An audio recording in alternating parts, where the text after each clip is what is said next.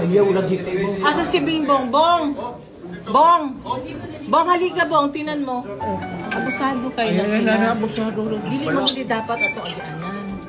Ayaw Lahi atong agianan. lagi. Wala yung mga Naiwaran. wala lagi wala. Bong, Bong, says Bingbong. Ayaw na. Magsakay tayo lahat dyan. Ayaw ko magsama kayo dito ay magkarga niya. Lakaw na ayaw. Lakaw ng bata. Ayaw sila. Ha? Yung si Bebe. Ano na kayo doon? Oo. Nahuwara. Bata.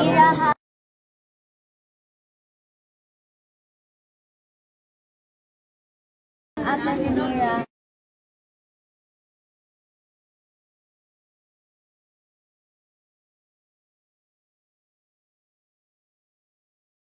Okay na po. Yes. Hindi ako pinansin ano eh.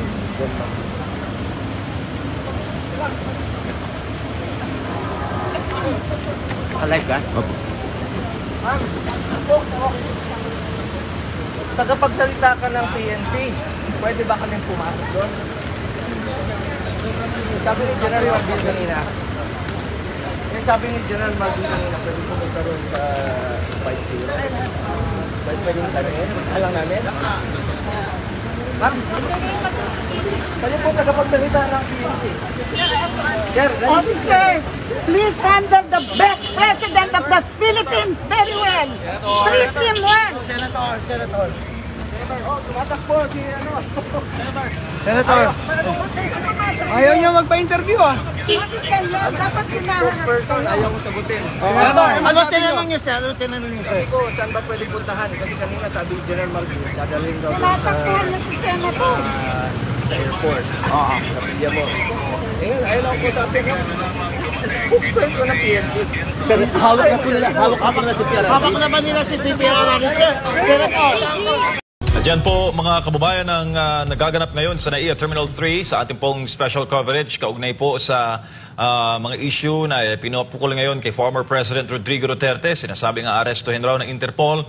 Base po sa hawak nating impormasyon ay nasa kamay na po ng Philippine National Police ang former president at may mga natanggap din tayo na report na baka nasa Campo Crame o idiretso sa Campo Crame ang former Philippine President at ang daing po ng kanyang mga staff, lalo na si Senator Bongo, ay hindi po pinapasok ang doktor. No? At sa mga live po ni Senator Bongo, hindi niya alam kung nasan ngayon ang dating presidente.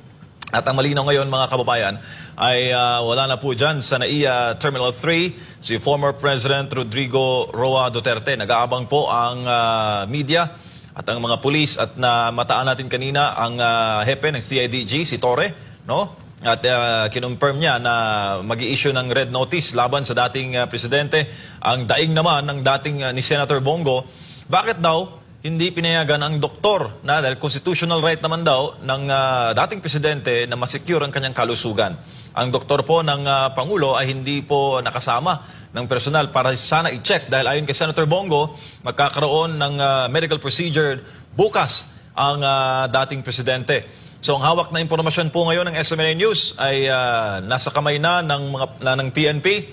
Ang dating Pangulong Duterte wala na sa NAIA Terminal 3. At may mga impormasyon tayo natanggap na baka ididiretso o nasa Campo Crame na ang dating presidente. Malaman natin ang komento ng ilan sa mga malalapit na kalyado ng dating Pangulo. Nag-live kanina no, si former NICA Chief Alex Paul Monteagudo at kausap niya kasama si former ES Medialdea, si CIDG Director Torre. No? At meron silang napag-usapan doon at kinikwestiyon nga itong hakbang na ito ng mga otoridad laban sa dating Pangulo.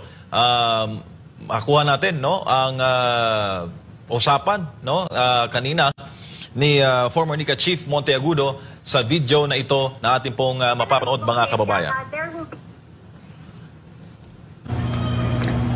Sabi kanina ni General Marbil na makasama kami. Opo, pumayag naman po si General Marbil kanina. Oo, sinabi ni General Marbil kanina.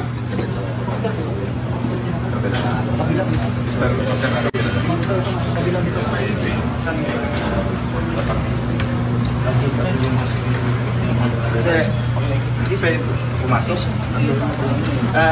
Nandito po kami ngayon, mga abogado, ni dating Pangulong Duterte, at dito rin po yung doktor niya. Alam po, hindi kami pinadaan. May instruction po si Ruth, no? Hindi kami papasok. Constitutional right po yan, yung medical, nandito yung mga doktor. Doc Agnes?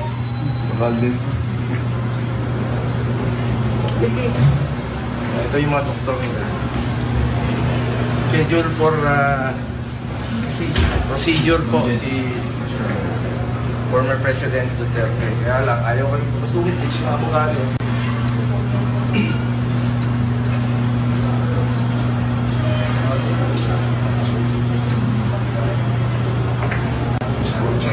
Under instruction lang sila eh. Making them record we are being prevented from proceeding to see the President because the guard is under instruction.